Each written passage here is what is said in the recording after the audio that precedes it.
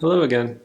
I decided to make another short little video about my snippets library, showing some of the less obvious snippets in there and how to use them. So let's give it a go. I think I got like 6 or 7 snippets I wanted to walk through here. Cool. So we go into the custom snippets again after you've installed them from the GitHub repository. And in the other category, there is one called device check. Device check just queries what the device is, sort of like a media query, and determines if the prototype is running on a desktop, on a phone, or a tablet. And what you can do with this is kind of interesting. Like you can basically have conditionals based on where the prototype is running. So sometimes on your phone, you might actually want something to occur that might be happening via a keystroke on the desktop, but on the phone, you might want a gesture for it or whatever. So you can set up those conditionals here. It's pretty cool. Yeah, it's a pretty simple one.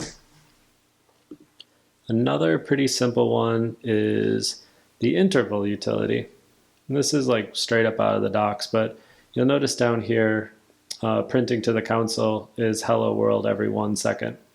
And that's because right up here you have like utilities interval and then the amount of time between them. So if I make that like half a second, reload, you'll see pop, pop, pop. They're coming up every half a second. So like, why would you want this? Certain things you want to trigger on an interval in a prototype. Like you could imagine something like maybe like a red flashing button for showing something is recording. There's other ways to do that as well, but sometimes it just makes sense to throw together like a quick interval because it's so easy to do. All right, next up is Keydown.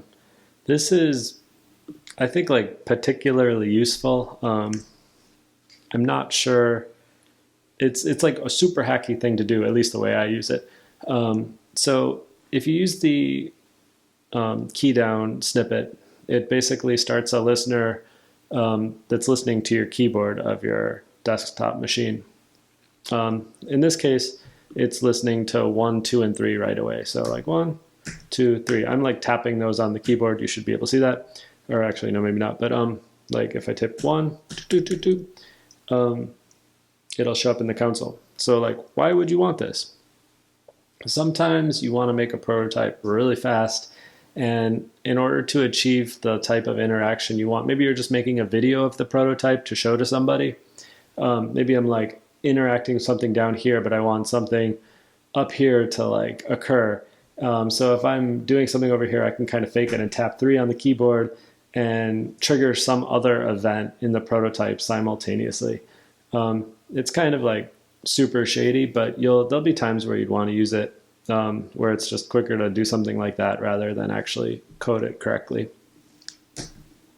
Cool. Next one, destroy. Okay, I think I saved a layer here. Cool. So I have a layer A here, and what I want to do is, let's say like when I click that layer, I want it to actually leave the DOM. So I have created a snippet for destroy, just straight up ripping it from the docs again. When you click the layer, it destroys it. So you'll notice like in the DOM over here, you have layer A. If I tap it, it's gone. It's like out of the DOM. And why would you want this one? So potentially you're generating layers in a more complex prototype, like something might be built due to a situation that occurred. And maybe there's a lot of those things, and you want to get rid of them at some point when they're not coming back.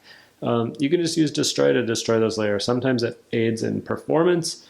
If you have a really complex prototype and you just want to get rid of the stuff that's not there anymore, like some video layers or photo layers or anything really that's sitting in there, you can just destroy them. They're out of the DOM and you can move forward. The only thing is once you destroy it, it's not coming back. So if your prototype is generally like something that's meant to be used, it's probably not the way to go. That's more for like if you're trying to create a prototype that is a presentation, like maybe you might be making a video of it or something. Cool. This one is pretty fun. In the Springs folder, there's one that's called Define All Springs as Variables. When you launch it or when you like open it, there's just a ton of stuff. I recommend just folding it down. Just get rid of it, and then like as you're moving around in your document, let's say let me bring that layer back. Okay, cool. So I've got this layer now, and I want to create a quick click action that does an animation of like, let's say scale. So I want this thing to scale to be 3 times as big. It has a curve in that snippet already, so I tap it, it's like bloop.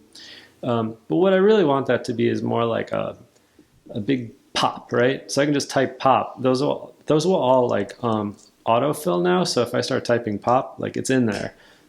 Because if you go in here, like all of these are going to be in the autocomplete. So like for an iOS keyboard, you could just start typing that and it'll be in there. iOS action sheet, material slide view, like you can kind of just figure out what they are.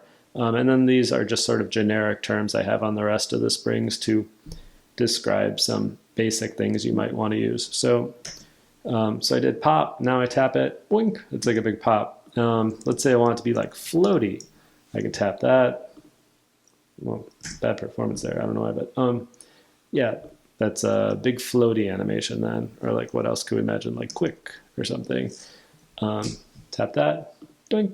So yeah, you can just hide these away and then use them throughout your document or add your own ones in here. And basically if you go through your document and you want all of the same things to be a little different, you change the variable once here, and then it's like the rest of your document's clear. You don't have to worry about like maintaining all the instances of that spring.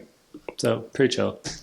I'd recommend creating your own one for that because that one has like a ton of them in there that you probably wouldn't use, but you could like manipulate that snippet into being something that's really useful to you.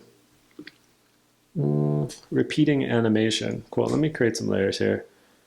I'll just do this one first. I'll do that one I was using. Okay, cool. So now I have layer A and I want a repeating animation. So like when I was talking before about like the blinking red dot, this is probably a better way to do it. You go in here and where did I put this animation? Repeating start. So now I have a bunch code actually this time. So there's animation A, which is going to scale the thing to 0, and animation B, which is going to scale it to 1. When I click the layer, it's going to start this animation A, but at the end of animation B, or at the end of animation A, animation B will trigger, and at the end of animation B, animation A will trigger. So it's repeating, and it's infinite. So as you can see here, it's like breathing in and out.